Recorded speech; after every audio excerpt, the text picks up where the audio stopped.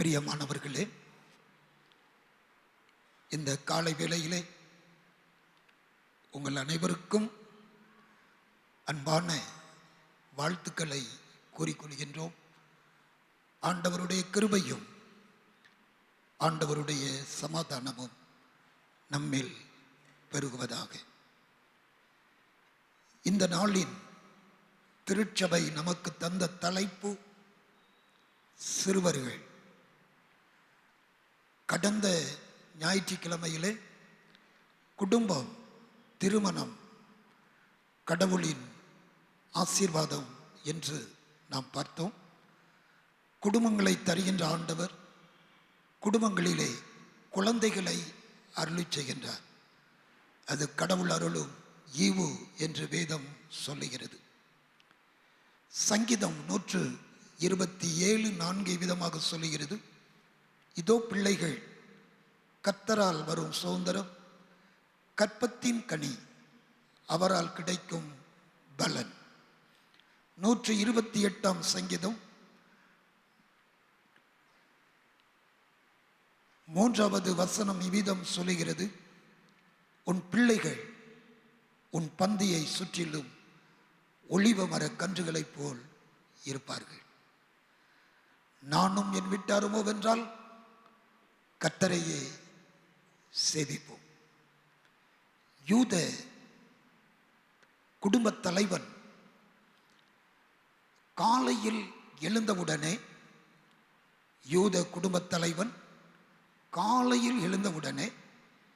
குடும்பத்தில் இருக்கிற அனைவரையும் அழைத்து, அதிகாலை வேளையிலே அழைத்து ஷம்மா சொல்லுவார்.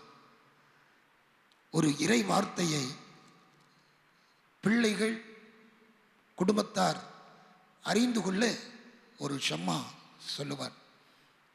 அந்த ஷம்மா என்னவென்று சொன்னால், உபாகமம் 6ஆம் அதிகாரம் 4வது வசனம், இஸ்ரவேலுக்கே உன் தேவனாய கர்த்தர் ஒருவரே கர்த்தர். இஸ்ரவேலுக்கே உன் தேவனாகிய கர்த்தர் ஒருவரே கர்த்தர். அவரிடத்தில் நீ முழு இருதயத்தோடும் முழு ஆத்மாவோடும் அன்பு கூற வேண்டும் என்று தன் பிள்ளைகளுக்கு சொல்லுவார். அன்புக்குரியவர்களே, கர்த்தர் நம்முடைய குடும்பங்களிலே குழந்தைகளை தந்திருக்கிறார், சிறுவர்களை தந்திருக்கிறார். அந்த சிறுவர்களை நாம் ஆண்டவருக்காய், கர்த்தருடைய பணிக்காய், கடவுளின் பிள்ளைகளாக நாம் வழிநடத்த அழைக்கப்பட்டு இருக்கிறோம். ஆகவே சிறுவர்களுக்கு ஆலயத்திலும் சரி, குடும்பத்திலும் சரி, எவ்விதமான பொறுப்புகளை நாம் கொடுத்திருக்கிறோம் என்பதை அதிகமாக நாம் யோசிக்க வேண்டும். இந்த காலவேளையிலே 3 தேவ மனிதர்களை குறித்து உங்கள் மத்தியில் சொல்ல விரும்புகிறேன். முதலாவதாக யாத்திராகமத்தின் புத்தகம் 2வது அதிகாரம், யாத்திராகமத்தின் புத்தகம் 2வது அதிகாரம், அங்கே மோசையை குறித்து சொல்லப்பட்டு இருக்கிறது. பாருங்கள், பார்வோனுடைய குமாரத்தி, 2ஆம் அதிகாரம் 5வது வசனம், பார்வோனுடைய குமாரத்தி நதியில் ஸ்நானம் பண்ண வந்தாள். அவளுடைய தாதிகள் நதியோரத்தில் உலாவினார்கள். அவள் நாணலுக்குள்ளே இருக்கிற பெட்டியை கண்டு தன் தாதியை அனுப்பி அதை கொண்டு வரும்படி செய்தாள். அதை திறந்தபோது பிள்ளையை கண்டாள். பிள்ளை அழுதது. அவள் அதன் மேல் இரக்கமுற்று, இது எபிரேய பிள்ளைகளில் ஒன்று என்றார். தகப்பன் ஒரு சட்டம் போட்டு இருக்கிறான், எபிரேய குழந்தைகள் அனைவரையும் அழித்து விட வேண்டும். தேசத்தில் எபிரேய குழந்தைகள் யாரும் இருக்கக்கூடாது. ஆண் குழந்தைகள் பிறக்கும் பொழுதே அழிக்கப்பட வேண்டும். ஆனால் அதை அவனால் நிறைவேற்ற முடியவில்லை. பிறகு சொன்னான், குழந்தைகளை எங்க கொண்டு போட்டுறணும், நதியில கொண்டு போட்டுறணும் அப்படின்னு சொன்னான்.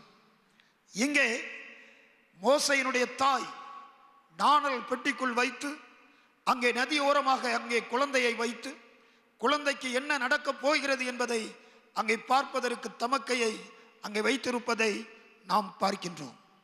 அன்புக்குரியவர்களே, பார்வோனுடைய சட்டம் எபிரேய குழந்தைகளை அழிக்க வேண்டும். இங்கே பார்வோனுடைய குமாரத்தி அந்த குழந்தை அழுகின்ற பொழுது அதை பார்க்கிறாள். பார்க்கும் பொழுது இது எபிரேய குழந்தை. தந்தையினுடைய சொல்லுக்கு கீழ்ப்படிய வேண்டும் என்று சொன்னால் அவள் அந்த குழந்தை என்ன செஞ்சிருக்கணும்? நதிகளை தூக்கி போட்டிருக்கணும். ஆனால் வேதம் சொல்லுகிறது, அவள் அந்த குழந்தையின் மீது இரக்கம் காட்டினாள்.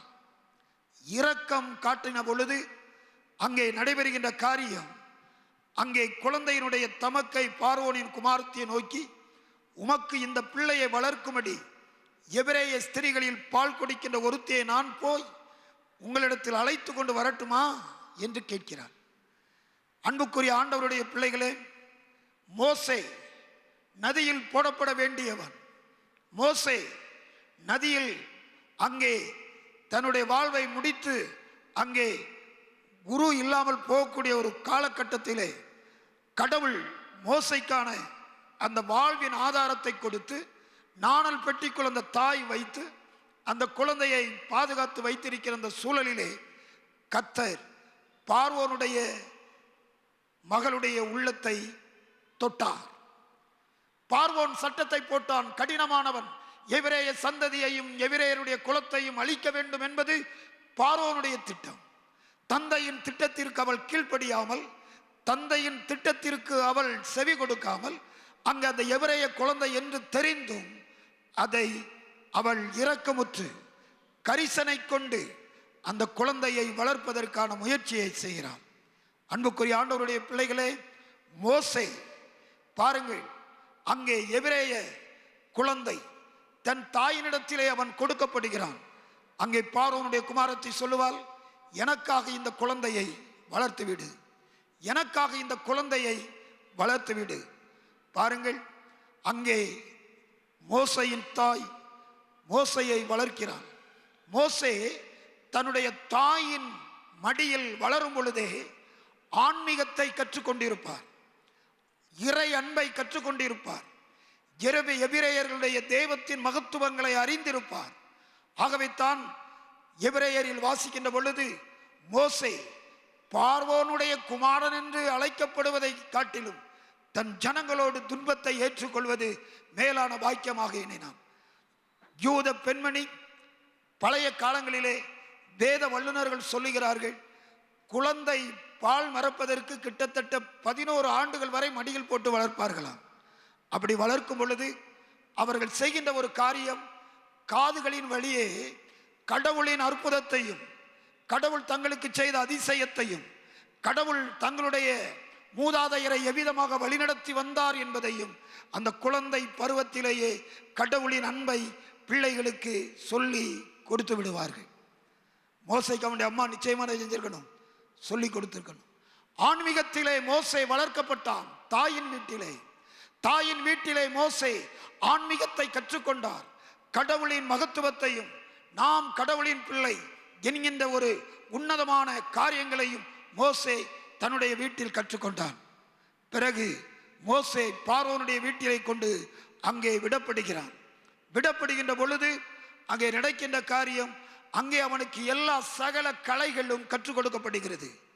எல்லா கலைகளையும் அங்கே பார்வோனுடைய வீட்டிலே மோசே கற்றுக்கொண்டான். மோசையினுடைய காரியத்தை பாருங்கள். வீட்டில் ஆன்மீகம், பார்வோனுடைய வீட்டிலே உலக ஞானம், இவைகளை கற்றுக்கொண்டதினாலே மோசே நல்ல ஒரு தலைவனாக சமுதாயத்திலே நின்றான். அன்புக்குரியவர்களே, இந்த கால வேளையிலே உங்களுக்கு நான் சொல்லுகின்ற ஒரு காரியம் உண்டு. நம்முடைய குழந்தைகளை நீங்கள் ஆன்மீகத்தில் வளர்த்து விடுங்கள். ஆண்டவரை அறிகின்ற அறிவிலே, கர்த்தரை அறிகின்ற அறிவிலே, தெய்வத்தை அறிகின்ற அறிவிலே நீங்கள் உங்கள் குழந்தைகளை, உங்கள் பிள்ளைகளை வளர்த்து விட வேண்டியது உங்கள் மீது விழுந்த மாபெரு கடமை. ஒருவேளை உலக ஞானத்தை கற்றுக்கொள்வதற்கு, உலக அறிவை கற்றுக்கொள்வதற்கு, உலகத்தின் சகல காரியங்களையும் தெரிந்து கொள்வதற்கு நாம் பிள்ளைகளுக்கு வாய்ப்பளிக்கிறோம். ஆனால் ஆண்டவரை அறிந்து கொள்வதற்கு நாம் வாய்ப்பளிக்க வேண்டும். அது பெற்றோர் மீது விழுந்த மாபெரும் பொறுப்பு என்பதை வேதம் சொல்லுகிறது. வேதம் சொல்லுகிறது. மோசே நல்ல ஒரு தலைவன். மோசே நல்ல ஒரு தலைவன். ஆண்டவரை குறித்து அறிந்து, தெய்வத்தை குறித்து அறிந்து, தேவ பிள்ளைகளை வழிநடத்துகின்ற பாலஸ்தீன தேசத்திற்கு, காணும் பாலும் தேனும் ஓடுகிற கானான் தேசத்திற்கு அழைத்து வருவதற்கு நல்ல ஒரு தலைவனாக மோசே உருவாக்கப்பட்டான். ஒருவேளை பார்வோனுடைய குமாரத்தி நதியில் தூக்கி எறிந்திருக்கலாம். மோசேக்கு கடவுளின் கண்களின் கிருபை கிடைத்தது. வீட்டில் ஆன்மீகம், பார்வோனுடைய வீட்டில் சகல கலைகளையும் கற்றுக்கொள்கின்ற உலக ஞானம். அவன் நல்ல ஒரு தலைவனாக அவன் உருவாக்கப்பட்டான். நம்முடைய பிள்ளைகளை நல்ல தலைவர்களாக, இந்த தேசத்தின் நல்ல குடிமக்களாக, இந்த தேசத்தை அரசாளுவதற்கு, இந்த தேசத்தை ஆட்சி செய்வதற்கு, இந்த தேசத்தில் நம்முடைய பிள்ளைகள் உயர் அதிகாரிகளாக வருவதற்கு பெற்றோர் நீங்கள் பிள்ளைகளுக்காக ஆன்மீகத்தையும் உலக ஞானத்தையும் கற்றுக் கொடுக்கணும். நமக்கெல்லாம் தெரிந்த ஒரே ஒரு வேலை, நமக்கெல்லாம் தெரிஞ்ச ஒரே ஒரு வேலை என்ன வேலை? ஆசிரியர் வேலை. 12th முடிச்சுட்டானா ட்ரைனிங் ஸ்கூலில் கொண்டு சேர்த்துரு. காலேஜ் முடிச்சுட்டானா ஒரு பிஎடை கொண்டு சேர்த்துருங்க. அதுக்கு பிறகு வேலை வாய்ப்பு வர்றதுக்கு ஒரு 10 வருஷம் 15 வருஷம் ஆகும். அதுக்குள்ள அந்த கிராமத்தை சுற்றி அந்த ஊரையே சுற்றி வருவான். இப்போ அதுவும் இல்லாமல் போயிடுச்சு. நம்முடைய பிள்ளைகளை தேசத்தின் உயர் அதிகாரிகளாக மாற்றுவதற்கு, தேசத்தை ஆள்வதற்கு தலைவர்களை உருவாக்குவது இந்த காலத்தின் திருச்சபையினுடைய மாபெரும் பொறுப்பு. பெற்றோராக உங்களுடைய கடமை நம்முடைய குழந்தைகளை நாம் உயர்ந்த அதிகாரிகளாக, இந்த தேசத்தை ஆளுகின்றவர்களாக. நம்முடைய தேசத்தில் 26 உயர் பதவிகள் இருக்கிறது. வருஷந்தோறும் நடைபெறுகின்ற அந்த குரூப் 1 எக்ஸாம்ல எத்தனை பேர் அங்கே தெளிவாக எழுதி வருகிறார்கள்? யோசிக்கணும். நமக்கு தெரிந்த ஒரே ஒரு பணி ஆசிரியர் பணி இல்லை. தேசத்தில் சுவிசேஷத்தை சொல்வதற்கு, தேசத்திற்குள் ஆண்டவருடைய அன்பை கொண்டு செல்வதற்கு, தேசத்துக்குள் ஊடுருவி செல்வதற்கு நம்முடைய பிள்ளைகள் நல்ல தலைவர்களாக வர வேண்டும். அதற்கு பொறுப்பு யாருமா? யாரு? சொல்ல மாட்டேங்கிறீங்களா? பயப்படுறீங்களே? நீங்க தான். நீங்கள் பொறுப்பாளிகள். மோசையின் தாயும் அங்கே பார்வோனுடைய குமாரத்தையும் மோசையை நல்ல ஒரு தலைவனாக உருவாக்கி விட்டார்கள். நல்ல தலைவர்கள் எழும்பணும். நம்ம பிள்ளைகள் வரட்டுமே, உயர் அதிகாரிகளாக வரட்டுமே. வேடிக்கையாக சொல்லுவார்கள். என்ன சொல்லுவாங்களா? நம்மெல்லாம் நம்ம பிள்ளைகளை தொட்டிலில் போட்டு ஆட்டுவோமா? எப்படி ஆட்டுவோமா? இப்படி சொல்லி ஆட்டுவோம். பாரு, இந்த பிள்ளை முழிக்கிற மொழிய பாரு, தகப்பனை மாதிரி முழிக்குது, திருட்டுத்தனமாக முழிக்குது, கள்ளப்பிள்ளை மாதிரி முழிக்குது அப்படின்னு சொல்லி நம்ம சொல்ல மாட்டேங்கிறீங்களே, தாளாட்டுவோமா? இதே தேசத்தில் இன்னும் ஒரு குரூப் இருக்கிறாங்க, ஒரு இன மக்கள் இருக்கிறாங்க. 3% தான் இருக்கிறார்கள். அவர்கள் தங்கள் குழந்தையை தொட்டில போட்டு ஆட்டும் பொழுது சொல்லுவாங்களா, நீதாடா இந்த உலகத்தை ஆளக்கூடியவன், இந்த இந்தியாவை நீதான் ஆளுகை செய்கிறவன் என்று தொட்டில போட்டு ஆட்டும் பொழுது அவனை ராஜாவாக்கிறான். நம்முடைய வார்த்தைகள் இன்றைக்கு எவ்விதமாக இருக்கிறது? நம்முடைய பிள்ளைகள் உயர் அதிகாரிகளாக, தேசத்தை ஆளுகின்றவர்களாக, நல்ல தலைவர்களாக உருவாக்க வேண்டிய பொறுப்பு நம்முடைய கரத்தில் இருக்கிறது. மோசே அவன் நல்ல ஒரு தலைவன். மோசே எங்கும் உண்மை உள்ளவன். மோசே மிகவும் அமைதி உடையவன். மோசையை போல நல்ல ஒரு தலைவன் இல்லை என்பதை பழைய ஏற்பாட்டின் புத்தகங்களிலே நாம் படிக்கிறோம். மிகவும் மிகவும் நேர்த்தியானவன். நம்முடைய பிள்ளைகளை வளர்த்து விடுங்க. கத்த தந்த கற்பத்தின் கனியை வளர்த்து விடுங்க. ஒளிவ மர கன்றுகளை வளர்த்து விடுங்க. நம்முடைய பிள்ளைகள் நம்முடைய பந்தியை சுற்றிலும் என்ன கன்று? ஒளிவ மர கன்று. அவர்கள் ஆசீர்வாதத்திற்குரியவர்கள், வளர்ந்து பெருகக்கூடியவர்கள், அவர்கள் எப்பொழுதும் பசுமையாக இருக்கக்கூடியவர்கள். வேதம் அதைத்தான் சொல்லுகிறது. பிள்ளைகளை ஆண்டவருக்கென்று நல்ல தலைவர்களாக உருவாக்குங்கள். இரண்டாவதாக, சங்கீதத்தின் புத்தகம் நாம் 78வது சங்கீதத்திலே பாருங்கள். தாவீதை குறித்து சொல்லப்பட்டு இருக்கிறது. 70-71 வசனங்களை வாசிக்கிறேன். தம்முடைய தாசனாகிய தாவீதை தெரிந்து கொண்டு ஆட்டு தொழுவங்களில் இருந்து அவனை எடுத்தார். கரவல் ஆடுகளின் பின்னாக திரிந்த அவனை தம்முடைய ஜனமாகிய யாக்கோபையும் தம்முடைய சுதந்திரமாகிய இஸ்ரவேலையும் மேய்ப்பதற்காக அழைத்து கொண்டு வந்தார். கரவல் ஆடுகள் பின்னாக அலைந்தவன், கேட்பாரற்று இருந்தவன். ஈசாயினுடைய வீட்டுக்கு சாமுவேல் தீர்க்கன் போயிருக்கின்ற பொழுது, சாமுவேல் தீர்க்கதரிசி போயிருக்கின்ற பொழுது அங்கே தாவீதை யாருமே பொருட்படுத்தவில்லை.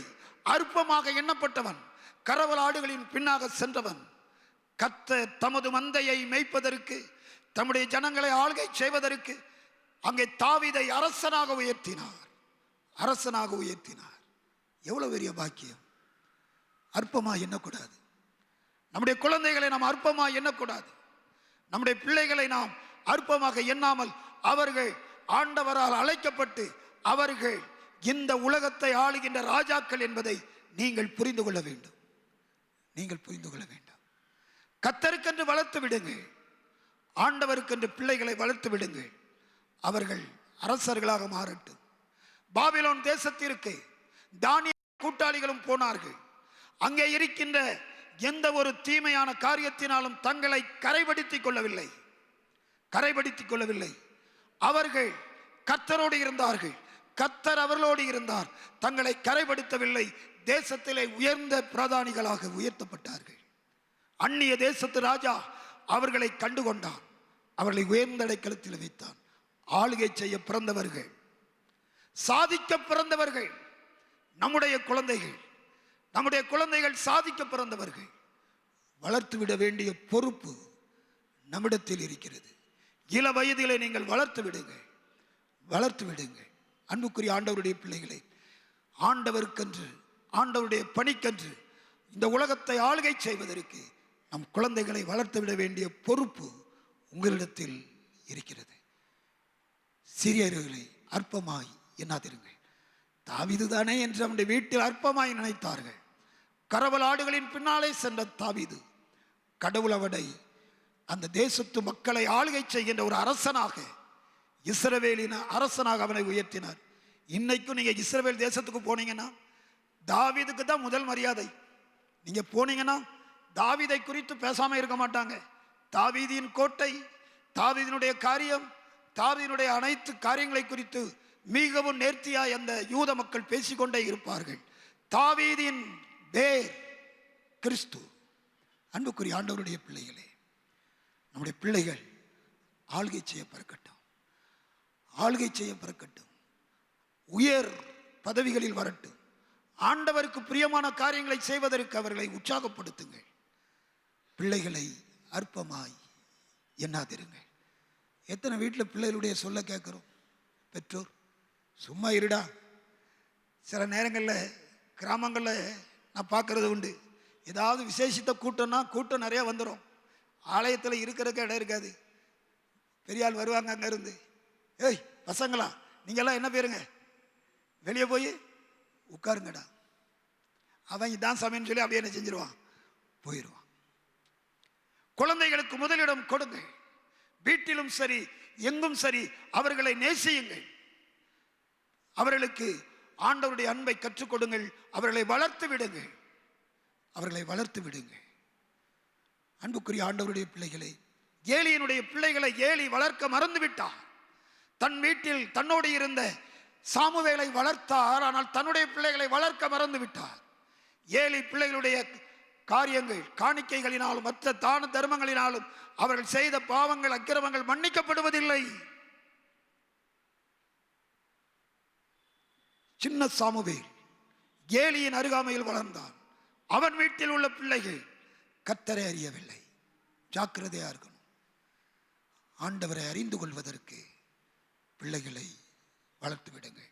மோசே நல்ல ஒரு தலைவன், தாவீது நல்ல ஒரு அரசன். கடைசியாக மூன்றாவதாக நாம் பார்க்கும் பொழுது தீமோத்தேயுவின் புத்தகம், 2 தீமோத்தேயுவின் புத்தகத்திலே நாம் பார்க்கின்றோம். அங்கே சொல்லப்பட்டிருக்கிறது, அங்கே 5வது வசனம், அந்த விசுவாசம் முந்தி உன் பாட்டியாகிய லோபிசாலுக்குள்ளும் உன் தாயாகிய ஐனியக்காலுக்குள்ளும் நிலைத்திருக்கிறது, அது உனக்குள்ளும் நிலைத்திருக்கிறது என்று என்ன செய்கிறேன்? நிச்சயித்திருக்கிறேன். முதலாவது விசுவாசம் உன் பாட்டியாகிய லோபிசாலுக்குள் வந்தது, பின்பு உன் தாயாகிய ஐனிக்கையாவுக்குள் வந்தது. அந்த விசுவாசம் இப்பொழுது உனக்குள்ளும் வந்திருக்கிறது. பவுல் தீமோத்தேயுவை குறித்து எழுதுகின்ற பொழுது, என் உத்தம குமாரனாகிய தீமோத்தேயுவே, திருச்சபையை ஆளுவதற்கு, திருச்சபையை வழிநடத்துவதற்கு, திருச்சபையை மேய்ப்பதற்கு நீ உண்மை உள்ளவனாக இருக்கிறார். தீங்கு அனுபவி, நல்ல போர் சேவகனாக நீ போராடு, திருச்சபையை கட்டி காப்பதற்கு நல்ல ஊழியனாக எழும்பு. ஏனென்றால் உன் பாட்டிக்குள் இருந்த விசுவாசம் உன் தாய்க்குள் வந்தது, உன் தாய்க்குள் வந்த விசுவாசம் அது உனக்குள்ளும் வந்திருக்கிறது. எத்தனை பேர் தாத்தா பாட்டி இருக்கிறீங்க? கொஞ்சம் கை வைத்துங்க பாப்போம். பயப்படாதீங்க. ஒன்றும் தாத்தா பாட்டி எத்தனை பேர் இருக்கிறீங்க? தைரியமாக கை வைத்துங்க. நிறைய பேர் இருக்கிறீங்க. ரொம்ப சந்தோஷம், ரொம்ப மகிழ்ச்சி. உங்களுடைய பிள்ளைகளுக்கு, உங்களுடைய பேர பிள்ளைகளுக்கு, உங்களுடைய பேர குழந்தைகளுக்கு இந்த விசுவாசத்தை எப்படி ஊட்டி இருக்கிறீங்க? பவுல் சொல்லுகிறார் தீமோத்தேயுவை பார்த்து, உன் பாட்டிக்குள் வந்த விசுவாசம் உனக்குள் வந்திருக்கிறது, உன் தாய்க்குள் இருந்த விசுவாசம் உனக்குள் வந்திருக்கிறது. அந்த விசுவாசத்திற்காக நல்ல போராட்டத்தை போராடு. திருச்சபையை மேய்ப்பதற்கு, திருச்சபையை கண்காணிப்பதற்கு, திருச்சபையின் நல்ல மேய்ப்பனாக மாறுவதற்கு அங்கே பவுல் தீமோத்தேயுவுக்கு அறிவு சொல்லுகிறார். அன்புக்குரியவர்களே, அன்புக்குரியவர்களே, நம்முடைய பிள்ளைகளை திருச்சபையின் பணிக்கென்று வளர்த்து விடுங்க. திருச்சபையின் பணிக்கென்று வளர்த்து விடுங்க. கிராமத்தில் சில நேரங்களில் ஆலயத்துக்கென்று காணிக்கை பொருள் வைப்பாங்க. திடீர்னு சொல்லுவாங்க, நாங்கள் இத்தனை கோழி வளர்த்தோம், இதில் இந்த கோழி கொஞ்சம் ஒரு மாதிரி சம்பி நின்றுச்சு, விளைச்சிட்டுனா எங்கே கொண்டு விட்டுருவோம்? சொல்ல மாட்டேங்கிறீங்களே. கோயிலை கொண்டு விட்டுருவோம். இந்த ஆடு கொஞ்சம் ஒரு மாதிரி நின்றுச்சு, இதுக்கு கடவுள் சுகம் கொடுத்துட்டாருன்னா எங்கே கொண்டு கட்டிடுவோம்? ஆலயத்தில் கொண்டு கட்டிடுவோம். எங்கள் வீட்டில் 4 பிள்ளைகள் இருக்கிறாங்க. 3 பேர், ஒருத்தர் டாக்டர், ஒருத்தர் இன்ஜினியர், ஒருத்தர் அயல் நாட்டில் நல்ல வேலை. பாருங்க, இவன் தான் ஒன்றுக்குமே ஆகாம இருக்கிறான். இவனை எங்கே கொண்டு விட்டுடலாம்? ஐரோவாளுக்கு கொண்டு விட்டுடலாமா?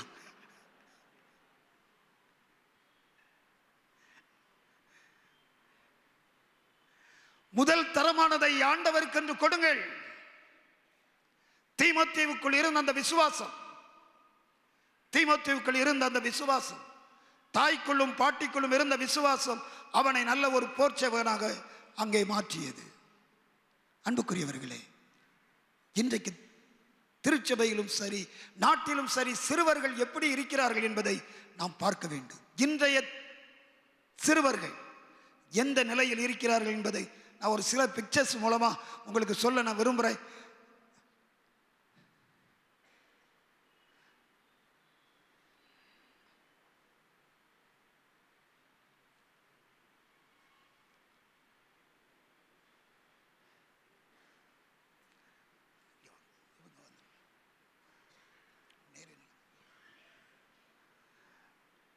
பிள்ளைகள் அப்பம் கேட்கிறார்கள், கொடுப்பார் இல்லை. புலம்பல் 4:4 சொல்லப்பட்டிருக்கிறது. பிள்ளைகள் அப்பம் கேட்கிறார்கள், கொடுப்பார் இல்லை. பிள்ளைகளுடைய நாவு தாகத்தால் மேல்வாயோடு ஒட்டி இருக்கிறது.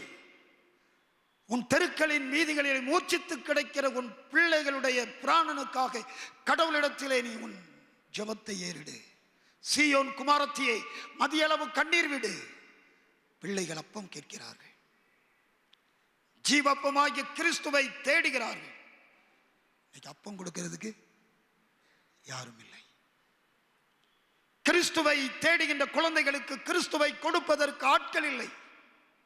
இன்றைக்கு சிறுவர்களை நாம் எவ்விதமாக நடத்துகிறோம்?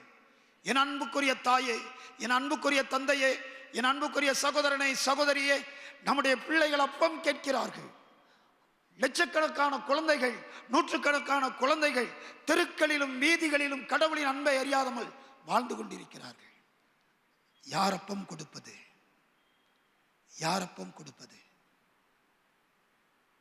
நம்ம பிள்ளைகளுக்கு நல்ல சண்டே ஸ்கூல், நல்ல பிபிஎஸ், நல்ல இயற்கையான காற்றோட்டம், நல்ல மைக், நல்ல எய்ட்ஸ் மற்றும் நல்ல உபகரணங்கள், நல்ல பாடல்கள் எல்லாம் நம்முடைய பிள்ளைகளுக்கு உண்டு. தெருக்களிலே மூர்ச்சித்து போய் கிடைக்கின்ற ஜீவப்பமாகிய கிறிஸ்துவை கேட்கின்ற குழந்தைகளுக்கு அப்பம் கொடுப்பார் இல்லை. ஒரு தீர்மானத்தோடு போனோம். ஆண்டவரே, எங்கள் சமுதாயத்திலே, எங்கள் பகுதிகளிலே எத்தனையோ குழந்தைகளுக்கு ஜீவப்பமாகிய கிறிஸ்து கிடைக்கவில்லை. இந்த ஜீவப்பத்தை கொடுப்பதற்கு என்னை பயன்படுத்தும், எங்களை பயன்படுத்தும். அடுத்து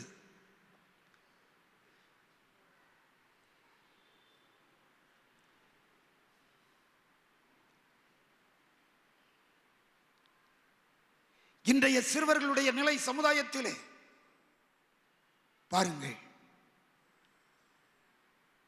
இன்றைய சமுதாயத்திலே சிறுவர்களுடைய நிலை தீமைப்படுத்தப்படுகிறார்கள், குழந்தைகள் பாதிக்கப்படுகிறார்கள்.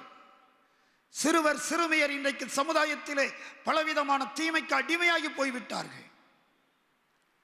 போதை மருந்துகள், நாகரிக வஸ்துக்கள் மற்றும் பலவிதமான தீமைகளிலே குழந்தைகள் ஈடுபடுத்தப்படுகிறார்கள்.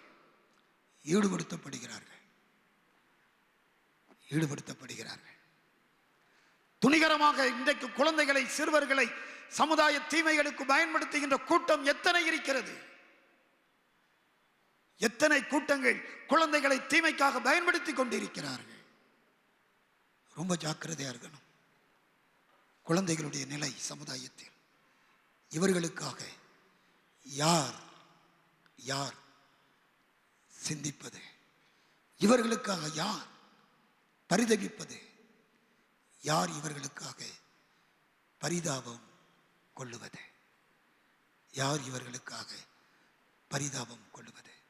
சமுதாயத்தில் பல தீமைகளுக்கு குழந்தைகள் பயன்படுத்தப்படுகிறார்கள். நான் நிறைய சொல்லலாம், இப்போ சொல்வதற்கு நேரம் இல்லை. நீங்கள் அறிந்திருக்கிறீங்க. இவர்களை குறித்த பாரம் திருச்சபையாகிய நமக்கு உண்டா? சிந்திப்போம். அடுத்து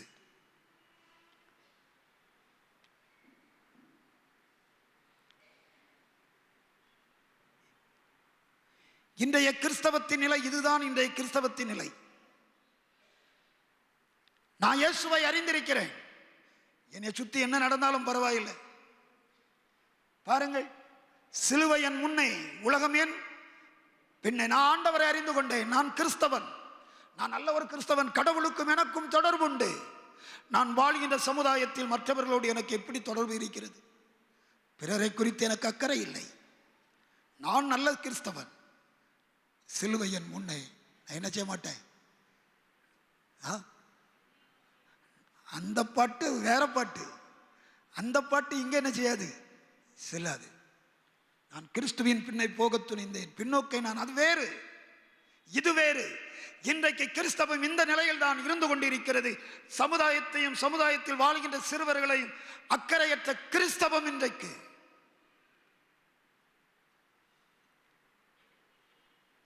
எத்தனை பேர் நாம் இன்றைக்கு இயேசுவை அறிந்தவர்கள்? நான் சொன்னேன், பிபிஎஸ் நடந்துச்சு மே மாசம். எத்தனை பேர் நாம் கிறிஸ்துவை அறியாத குழந்தைகளை ஆண்டவர் பக்கமாக அழைத்து கொண்டு வந்தோம்? சொல்லுங்கள்.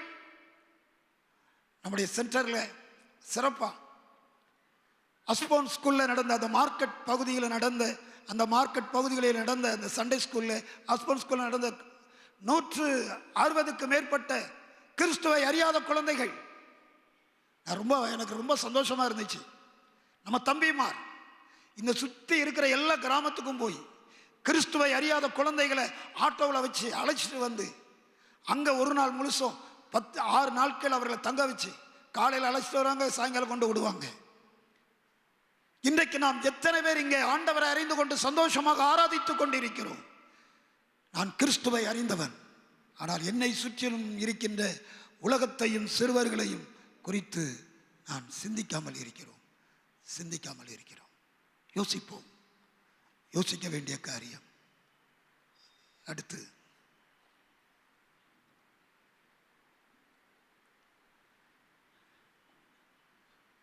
இது ரொம்ப முக்கியமான ஒரு பிக்சர்.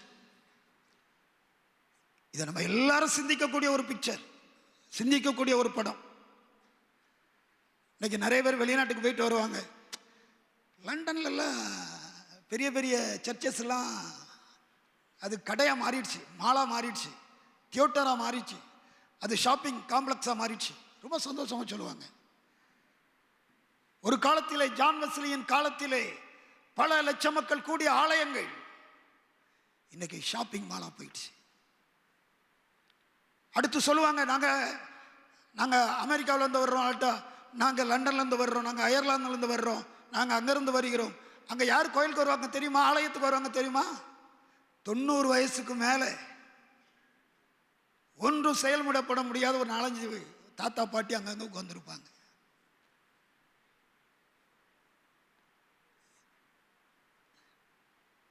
யோசிக்கணும். மேலை நாடுகளில் இருந்து சுவிசேஷம் இந்த தேசத்திற்கு வந்தது. இன்றைக்கு அங்கு சுவிசேஷத்தை சரியாக சொல்லாததனால நியாயாதிபதிகள் 2:10 சொல்லுகிறது, கர்த்தரை அறியாத வேறொரு சந்ததி எழும்பிற்று. இஸ்ரவேலுக்கு கர்த்தர் செய்த அற்புதங்களையும் அடையாளங்களையும் மறந்து போன வேறொரு சந்ததி எழும்பிற்று. இன்றைக்கு மேலை நாடுகளிலே கர்த்தரை அறியாத ஒரு சந்ததி, அதே கலாச்சாரம் தான் எங்க வந்துட்டு இருக்குது. சொல்ல மாட்டேங்கிறீங்களே, பயப்படுறீங்களே. மேலை நாட்டு கலாச்சாரத்தை பின்பற்றுகிறோம், மேலை நாட்டு கலாச்சாரத்திலே வாழ்ந்து கொண்டிருக்கிறோம், மேலை நாட்டு கலாச்சாரத்தை நாம் புகுத்தி கொண்டிருக்கிறோம், அதற்குள் புகுந்து ஒழித்து கொண்டிருக்கிறோம். இன்றைய சிறுவர்களுக்கு வேத வசனத்தை கற்றுக் கொடுக்க மறந்துவிட்டால் நாளைய திருச்சபை இதுவாக மாறிவிடும். மேலை நாட்டில் மாறிடுச்சு. காலம் செல்லாது, ஜாக்கிரதையாக இருக்க வேண்டிய காலம் நமக்கு இது. ஆண்டவருடைய சமூகத்தில் ஜெபிக்கணும். கர்த்தாவே, என் குடும்பத்தில் தந்த குழந்தைகள் சிறுவர்கள் உம்மை அறியணும் சாமி. மோசையா மாறணும், நல்ல தலைவர்களா மாறணும், தாவீதா மாறணும், ஆளுகை செய்வதற்கு பிறந்தவர்களாக இருக்கணும், சாதிக்க பிறந்தவர்களாக இருக்கணும். ஒரு தீமைத்தை திருச்சபையை நடத்துகின்ற நல்ல ஒரு மேய்ப்பனாக இருந்தார். என் பிள்ளைகள் திருச்சபையை நடத்துகின்ற ஒரு நல்ல மேய்ப்பனாக மாறட்டும். வேதத்தை கற்றுக் கொடுக்க நம்ம அர்ப்பணிப்போம். அன்புக்குரியவர்களே, ஒரே ஒரு நிமிடம் தலை தாழ்த்தி ஜெபிப்போம்.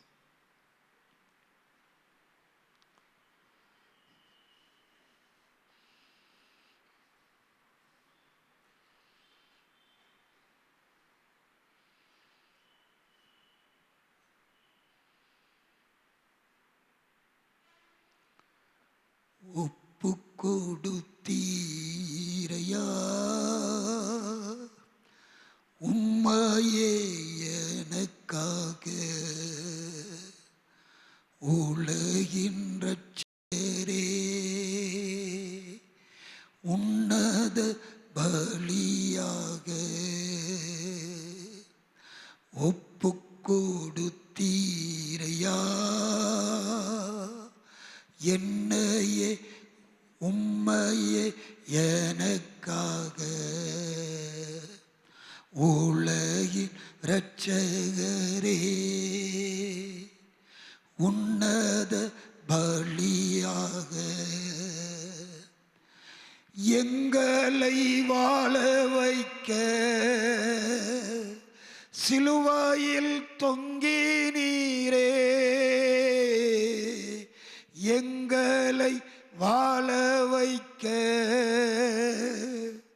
சிலுவையில் தொங்கினீரே, நோக்கி பார்த்ததினால்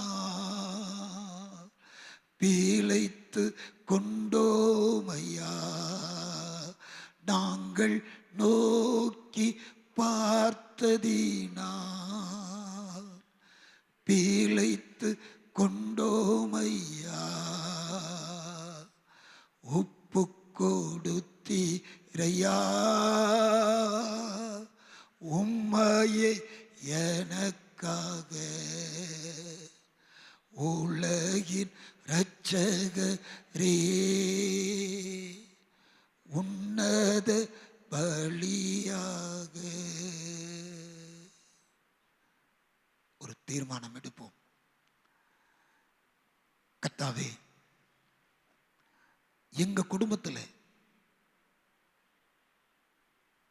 சிறுவர்கள் உண்டு, சிறுமியர் உண்டு, குழந்தைகள் உண்டு, பேரப்பிள்ளைகள் உண்டு. எங்களை வாழ வைத்த தெய்வம் அவர்களையும் வாழ வைக்கணும். முகவரியற்றிருந்த எங்களுக்கு முகவரியை தந்தது இந்த சுவிசேஷம். எங்கோ வாழ்ந்த எங்களுக்கு, எங்கோ பிறந்த எங்களுக்கு, எங்கோ இருக்க வேண்டிய எங்களுக்கு இந்த சுவிசேஷம் வாழ்வு தந்தது. அந்த சிலுவையின் அன்பு எங்களுக்கு வாழ்வு தந்தது. அந்த அன்புக்கு எங்களையும் எங்கள் சிறுவர்களையும் ஒப்பு கொடுக்கிறோம் ஐயா. எங்களை சுற்றிலும் இருக்கிற பிற குழந்தைகளை, சிறுவர்களை உமக்கென்று ஆதாயப்படுத்துவதற்கு எங்களை அர்ப்பணிக்கிறோம் ஐயா. இப்போ நீங்க ஜெபம் பண்ணக்கூடியது உங்க பேர பிள்ளைகளுக்காய், உங்க குடும்பத்தில் இருக்கிற சிறுவர் சிறுமியருக்காய் பாரத்தோட ஜெபிங்க. என் பேரப்பிள்ளைகள், என் குழந்தைகள், எங்கள் சிறுவர்கள் மோசையை போல நல்ல ஒரு தலைவர்களாக வரட்டும். தேசத்தை வழிநடத்துகின்ற தலைவர்களாக மாறட்டும். தாவீது அரசனை போல நல்ல ஆளுகை செய்யும் ஒரு உயர் ராஜரீக பதவியை அடையட்டும். தீமோத்தேயை போல உத்தம குமாரனாய் திருச்சபையை மேய்ப்பதற்கு நல்ல ஒரு மேய்ப்பனாக வரட்டும். இந்த கால வேளையிலே என்னோடு பேசியிருக்கிறீர் சுவாமி. நம் குழந்தைகள், சிறுவர்கள் சாதிக்க பிறந்தவர்கள், வரலாறு படைக்க அழைக்கப்பட்டவர்கள். அவர்கள் கிறிஸ்துவின் ராஜ்யத்தை கட்ட எழுப்பக்கூடியவர்கள். உங்களுடைய அர்ப்பணம் இந்த கால வேளையில் எப்படி இருக்கிறது? அன்பு தந்தையை, ஜெபித்துக் கொண்டிருக்கிற ஜெபங்களை கேட்டு எங்கள் சிறுவர்கள் ராஜரீக ஆளுகை தன்மை உடையவர்களாக, நல்ல தேச தலைவர்களாக, திருச்சபையின் நல்ல மேய்ப்பர்களாக உருவாகட்டும், வழி நடத்தும். மீட்பர் இயேசுவின் நாமத்தில் வேண்டுகிறோம் நல்ல பிதாவே, ஆமென்.